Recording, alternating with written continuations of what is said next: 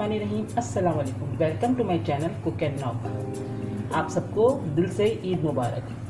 सभी के यहाँ कुर्बानी हुई होगी और सबके यहाँ ही गोश होगा, और पहले दिन या दूसरे दिन या तीसरे दिन जिसको भी टाइम मिलता है वो बारबेक्यू ज़रूर करते हैं। तो आज मैं आपके लिए बारबेक्यू की बहुत ही अच्छी रेसिपी लेकर आई हूँ, जो है बिहारी कबाब। चलिए मैं आपको इसके इंग्रेडिएंट्स नोट करवा देती हूँ। मैंने जो लिया है ये ज़्यादा है, 6 किलो के करीब है। मैं आपको डिस्क्रिप्शन में 1 किलो के हिसाब से इसके इंग्रेडिएंट्स नोट करवा दूँगी। फ़िलहाल मैं इसमें 6 किलो के मेरे हैं, तो मैं इस हिसाब से आपको मैं इसके इंग्रेडिएंट्स बता रही हूँ, ठीक है। तो मैंने 6 किलो बीफ का गोश्त लिया हुआ है और इसके इस तरह के पार्चे बनवाए हुए हैं लंबाई के अंदर, क्योंकि हमें सीखों पे पिरोना है। इस तरह से हमने पार्चे बनाए हुए हैं, ठीक है। तो अब हम इसके अंदर डालेंगे सबसे पहले पपाया पेस्ट जाएगा। 6 किलो है तो हम इसको 1 किलो के हिसाब से 2 टेबलस्पून डालेंगे, तो ये हमारे 12 टेबलस्पून के करीब पपाया है जो मैंने पेस्ट बना के रखा हुआ है, ठीक है। अच्छा, ये हैं प्याज और हरी मिर्चें जिसको मैंने मिक्स करके पीस लिया। इसमें मैंने 1 किलो में 1 प्याज जाएगी, तो ये 6 किलो है तो 6 किलो में 6 प्याजें ली हैं दरमियाने साइज़ की, और 3 हरी मिर्चें 1 किलो में जाएंगी, तो ये हम 3 हरी मिर्चों के हिसाब से 6 किलो में 18 हरी मिर्चें और 6 प्याज़ें हैं जिनको मैंने मिक्स करके पीस लिया है, ठीक है।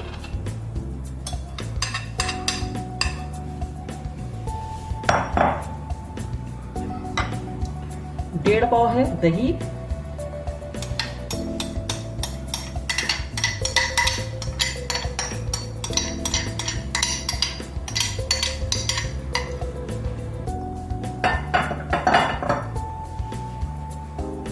ये है अदरक लहसुन का पेस्ट 12 टेबल स्पून है ये भर के, ये भी इसमें गया।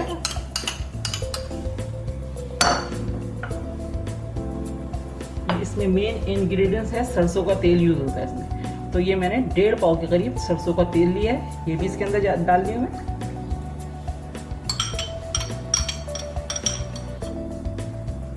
ठीक है, अब हमारे पास ये है खसखस, ठीक है ना। खसखस हमने ली है 3 टेबल स्पून, इसको मैंने थोड़ी देर के लिए भिगो दिया था, उसके बाद इसको पीस लिया है, तो ये है 3 टेबल स्पून खसखस।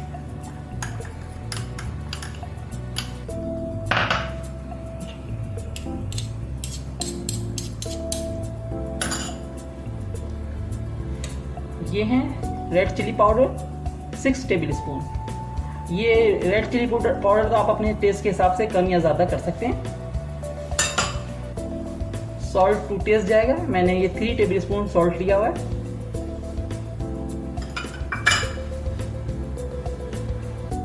और ये है गरम मसाला पिसा हुआ, इसमें सारे मसाले हैं, इसको पीस के रख लिया था, होममेड है ये गरम मसाला।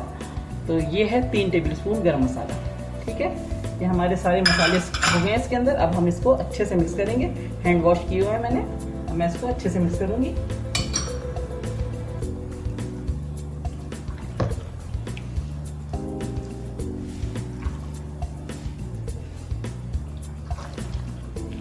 सारे मसालों को बहुत अच्छे से मिक्स करेंगे हम।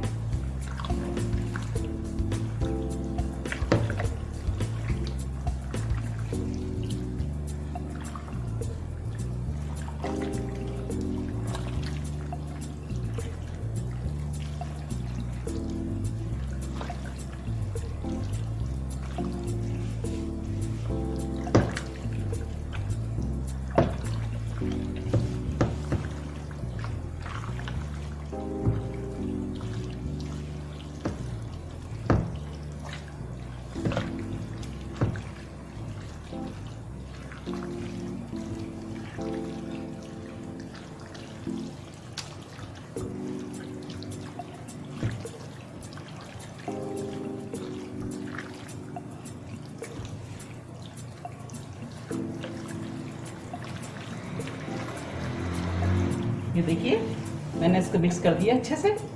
अब हम इसे कम से कम 8 घंटे के लिए ऐसे ही मैरिनेट करेंगे। आपके पास अगर टाइम ज़्यादा है तो आप इसको 8 से 12 घंटे भी रख सकते हैं, और फिर इसको हम मैरिनेट करके फ्रिज में रख देंगे 8 से 12 घंटे के लिए। वो आप पे है, डिपेंड करता है। अगर आपके पास ज़्यादा टाइम है तो आप ज़्यादा कर दें। उसके बाद हम इसको बारबेक्यू करेंगे, सीखों पे कोयलों पे हम इसको सेकेंगे, ठीक है। तो मैं अब इसका वेट करूँगी, 8 घंटे बाद मैं इसको बारबेक्यू करूँगी, ठीक है। फिर मैं 8 घंटे बाद आपको बताती हूँ जब हम इसको बारबेक्यू करेंगे, उसके बाद उसकी नेक्स्ट वीडियो आपको बताऊँगी। जी, तो 8 घंटे हो गए हैं, मैंने इनको निकाल लिया है, देख लें। और मैंने कुछ सीखों पर भी पिरो के रख लिए हैं, आपको नज़र आ रहा है। मैं आपको एक बात दिखा देती हूँ। इस तरह की सीख है, चपटी वाली है, ये देखें चपटी वाली सीख है। इसको हम पार्ट्सों को इस पर पिरोएंगे।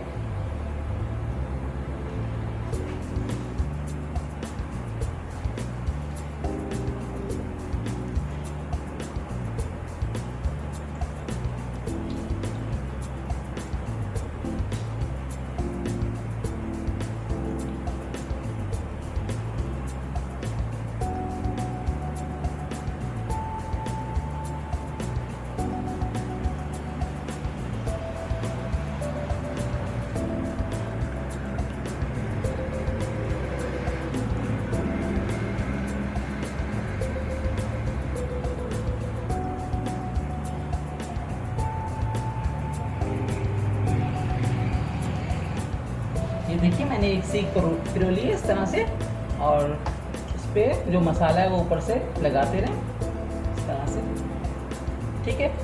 इस तरह से हम सारी सीखें पिरो लेंगे, उसके बाद हम इसको कोयलों पे सेकेंगे, ठीक है। इस तरह से मैंने सारी कर ली। अब हम इसको अंगीठी मैं गर्म कर रही हूँ, उसके बाद फिर मैं आपको दिखाती हूँ। अंगीठी पे इसको सेकेंगे हम।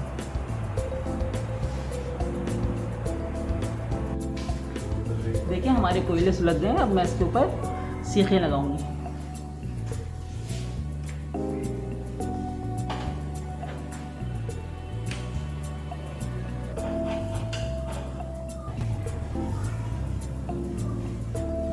अभी एक साइड से सीख जाएंगे तो उसकी साइड चेंज करेंगे, फिर उसके ऊपर ऑयलिंग करेंगे थोड़ी थोड़ी सी।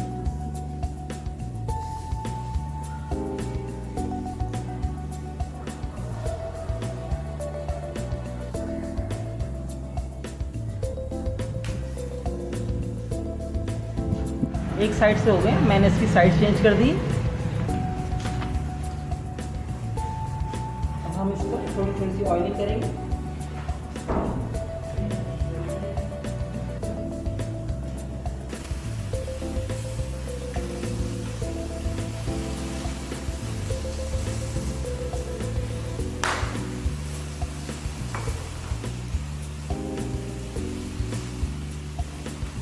ऑयलिंग कर दी है मैंने। अब हम वेट कर रहे हैं इसकी दूसरी साइड का भी, फिर मैं इसको सर्व करके दिखाऊंगी आपको। हमारी सीखें तैयार हो गई है, बहुत अच्छा सा कलर आ गया। अब मैं इसको सर्व करके आपको दिखाती हूँ।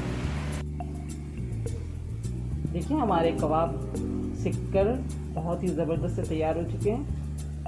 हमने इसको पराठों के साथ, बारबेक्यू सॉस के साथ, ग्रीन चटनी के साथ और रायते के साथ सर्व किया। साथ में हमने हरी मिर्चें, हरा धनिया, प्याज, लेमन, खीरा, इन सब चीज़ों को इसके साथ सर्व किया है।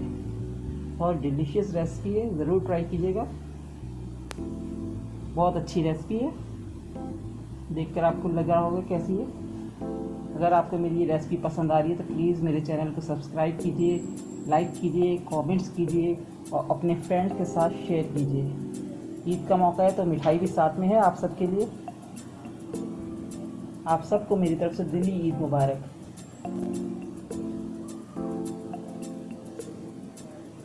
चलें अब इजाज़त दीजिए, नेक्स्ट रेसिपी के साथ जल्द आऊँगी। अल्लाह हाफिज़।